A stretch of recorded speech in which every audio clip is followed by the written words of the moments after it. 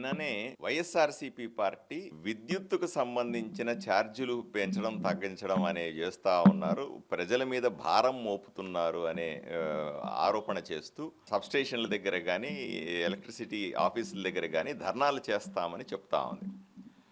వైఎస్ఆర్సీపీ పార్టీకి ప్రజల వైపు నుంచి విద్యుత్ సంస్థల దగ్గర ధర్నా చేసే నైతిక హక్కు లేదు అని మనం స్పష్టంగా చెప్తా ఉన్నాం. ఎందుకంటే మనం గుర్తుపెట్టుకోవాలి, 2014లో రాష్ట్రం ఏర్పడి చంద్రబాబు నాయుడు గారు ముఖ్యమంత్రి అయిన సందర్భంలో 22.5 మిలియన్ యూనిట్ల లోటుతో రాష్ట్రం ఏర్పడింది.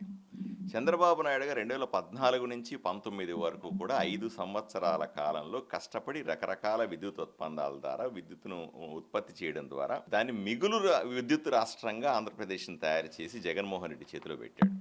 2019లో జగన్మోహన్ రెడ్డికి అధికారంలోకి రాగానే మొట్టమొదటి చేసిన పని అప్పటిదాకా చంద్రబాబు నాయుడు గారి ప్రభుత్వం చేసినటువంటి విద్యుత్ ఒప్పందాలన్నింటినీ కూడా రద్దు చేయడం. అకారణంగా ఏ కారణము లేకుండా విద్యుత్ ఒప్పందాలన్నీ రద్దు చేసి రాత్రికి చీకటిమయం చేశాడు. ఎందుకు రద్దు చేశావంటే కేవలం ఒకే ఒక కారణం, గత తెలుగుదేశం పార్టీ ప్రభుత్వం లేదా కూటమి ప్రభుత్వం రద్దు చేసింది, ఇచ్చినటువంటి కాంట్రాక్టులు నేను రద్దు చేస్తాను. కక్షాపూరిత రాజకీయాలు తప్ప ఏమీ లేకుండా అప్పటి నుంచి మొదలైంది సమస్య. దాంతోపాటుగా విపరీతమైన అవినీతి, ట్రాన్స్ఫార్మర్లను కొనుగోలు చేయడంలో కానీ మెటీరియల్ని కొనుగోలు చేయడంలో విపరీతమైన అవినీతి చేస్తా బాగా మిగులు విద్యుత్తు ఉన్నటువంటి రాష్ట్రాన్ని లోటు విద్యుత్ లాగది, అంటే రాష్ట్రంలో విద్యుత్తే తయారీ లేకుండా పోయింది. దాంతో తప్పనిసరిగా బయట నుంచి విద్యుత్ కొనాల్సి వచ్చింది. 5 రూపాయలు మనం తయారు చేసుకుంటే 5 రూపాయలకు వచ్చేటువంటి విద్యుత్ని 8 రూపాయల నుంచి 14 రూపాయల వరకు పెట్టి బయట నుంచి కొనడం వల్ల ప్రజల మీద విపరీతంగా భారం పడింది. విపరీతమైన అవినీతి, కక్ష, వీటి వల్ల నష్టం జరిగింది. పోనీ ఆయన 5 సంవత్సరాలుగా జగన్మోహన్ రెడ్డి గారు 10 సార్లు విద్యుత్ ఛార్జీలు పెంచాడు. నేను లెక్క కూడా చెప్తాను చూడండి. జూలై 1వ తారీఖున 2019లో 5% స్థిర ఛార్జీలని పెంచాడు. మళ్ళీ ఏప్రిల్ 1వ తారీఖు 2020లో 15% పెంచాడు.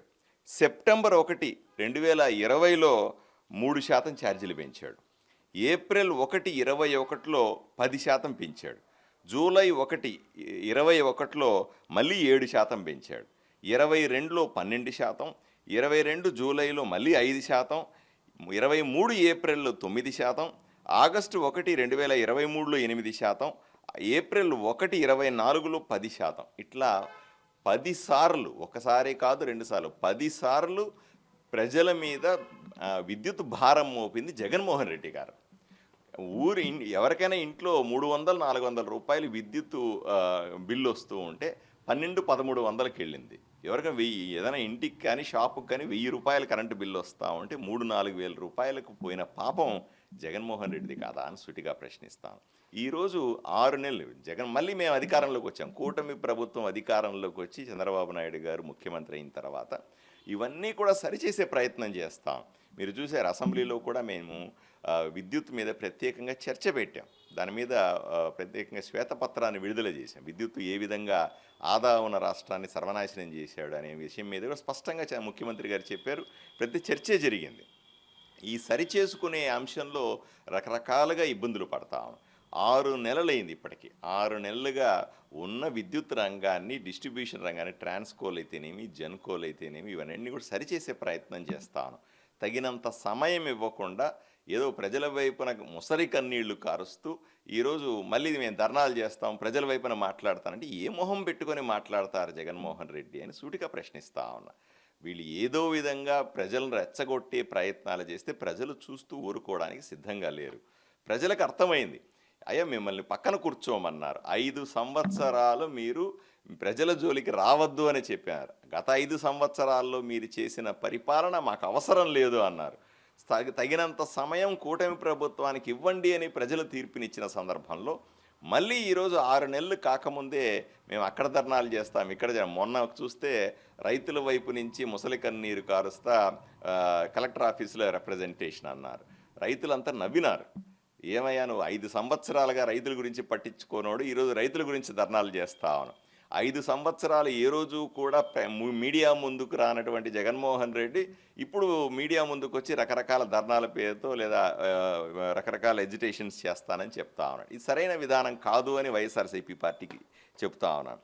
వీళ్ళు చేసినటువంటి పాపాల వల్లనే జగన్మోహన్ రెడ్డి గత ప్రభుత్వంలో 5 సంవత్సరాలుగా అనుసరించిన విధానాల వల్లనే రాష్ట్రంలో ఉన్నటువంటి విద్యుత్ ఈ స్థాయిలో ఉంది. ఇప్పటికైనా సరే 5 సంవత్సరాల సమయం ఇస్తే తప్పనిసరిగా కూటమి ప్రభుత్వం మళ్ళీ మిగులు విద్యుత్ వచ్చే విధంగా విద్యుత్ని తయారు చేసుకోవాలి, దాన్ని డిస్ట్రిబ్యూట్ చేసుకోవాలి, దాని కాస్ట్ తగ్గించాలి.